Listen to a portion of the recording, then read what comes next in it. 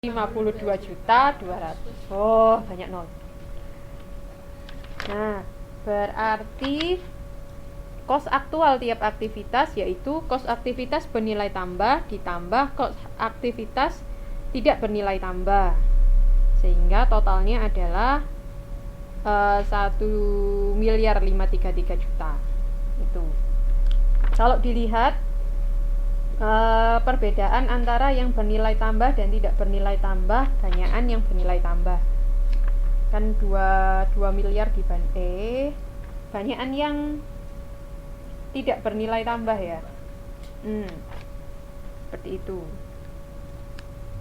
Ini untuk mencari tahu berapa kos aktivitas yang bernilai tambah dan tidak bernilai tambah. Jadi dikali-kalikan gitu. Kemudian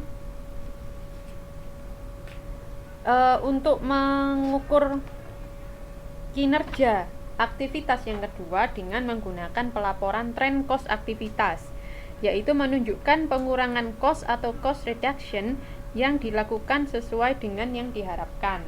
Jadi kalau tren berarti ada beberapa tahun. Tren itu semacam ya trennya seperti apa, semakin turun apa semakin naik, semacam itu. Contoh di sini PT Merah Delima sama juga ada diketahui aktivitas yang bernilai tambah dan tidak bernilai tambah. Kemudian dilakukannya tidak hanya 1 tahun, kalau sebelumnya kan 1 tahun saja. Kalau ini ada 2 tahun, berarti ada trennya. Kalau kita lihat dari tahun 2007 ke tahun 2008, pembeliannya turun. Perubahannya di sini ada perubahan 9 juta. Perubahan ini berarti selisih antara 2007 dan 2008. Kalau kita lihat bahwa 2008 mengalami penurunan kos dibanding tahun 2007.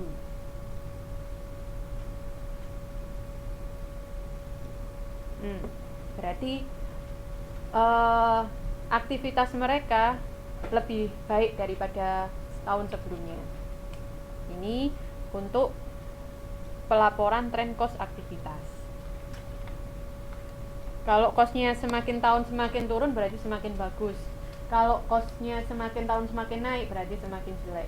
Begitu pula sebaliknya dengan pendapatan atau penghasilan. Macam itu.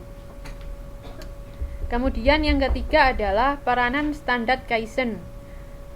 Berkaitan dengan penurunan kos berbagai produk dan proses yang telah ada. Dapat dilakukan dengan yang pertama, siklus Kaizen perbaikan berkelanjutan. Yang kedua, siklus pemeliharaan atau maintenance.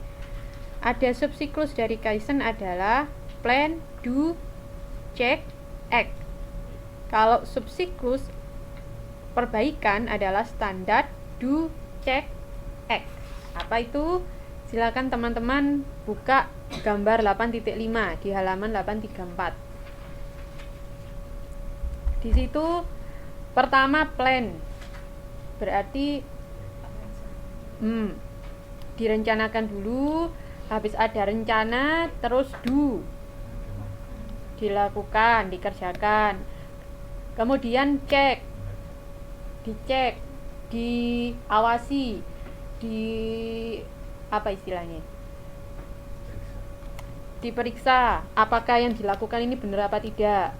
Kalau yang dilakukan ini misalnya nggak benar atau ada yang perlu diperbaiki, maka dilakukan act. Act di sini melakukan perbaikan. Kalau nanti act-nya sudah act-nya nanti masuk plan lagi, jadi muter lagi. Sedangkan untuk subsiklus pemeliharaan, kalau memang sudah diperbaiki, maka nanti dia akan menjadi standar. Dia akan dilakukan terus, maka dia akan menjadi standar.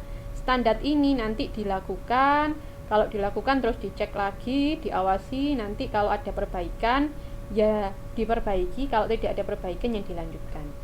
jadi pemeliharaan. Ini untuk gambar yang kedua, yang sebelah kanan, subsiklus.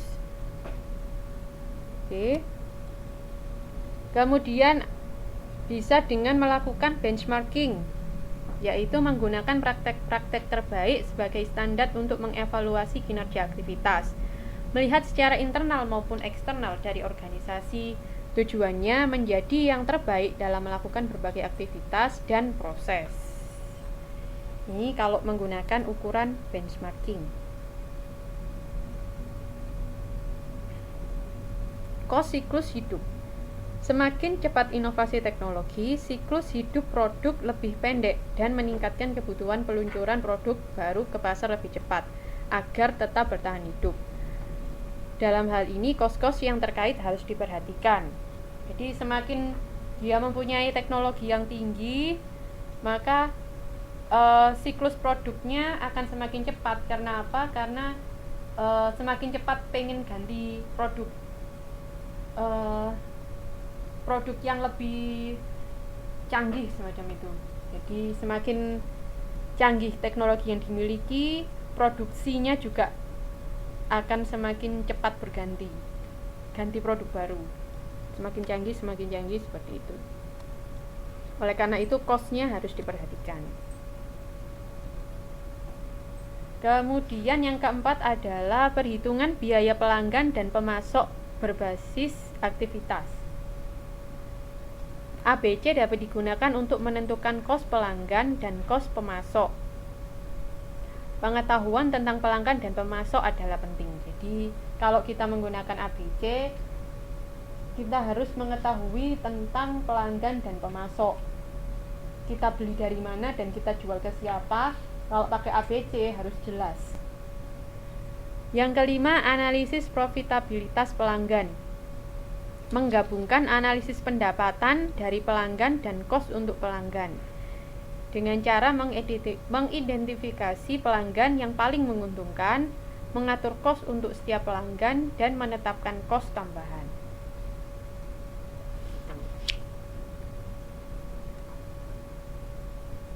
Ada lagi di sini mengenai pelanggan, mengurangi kegiatan jasa kepada pelanggan yang memakan kos yang tinggi, memperkenalkan produk dan jasa yang lebih menguntungkan, menghentikan produk dan jasa yang tidak menguntungkan, meningkatkan jasa yang diberikan kepada pelanggan. Kalau yang menghentikan produk dan jasa yang tidak menguntungkan, diingat-ingat lagi kalau sebelum-sebelumnya kan kita dihitung dulu kan. Nggak semua tidak menguntungkan itu kalau dihilangkan akan memberi kita keuntungan. Nah, ini perlu dimerah-merahin, distabilo. Yang keenam, analisis kos pelanggan, mengidentifikasi kegiatan dan penggerak kos untuk memberikan jasa kepada pelanggan. Misalnya kos pemasaran, layanan pelanggan, dan bagian jualan. Kos pelanggan itu sendiri diklasifikasikan menjadi beberapa. Ada kos pelanggan tingkat unit atau customer unit level cost. Ini setiap transaksi penjualan terjadi dikeluarkan. Di sini dicontohkan kos pemesanan barang, kos penagihan, kos retur kan keliru. Kos pelanggan tingkat unit customer unit level. Setiap unit yang terjual, sumber daya yang digunakan untuk setiap unit yang terjual kepada customer. Contohnya pemberian komisi penjualan yang didasarkan pada unit yang terjual. Semakin banyak yang terjual, maka nanti diberi komisi semakin banyak berdasarkan unitnya. Kalau tingkat batch, customer batch level cost, setiap transaksi penjualan terjadi, yaitu tadi seperti contohnya kos pemesanan barang dan lain-lain.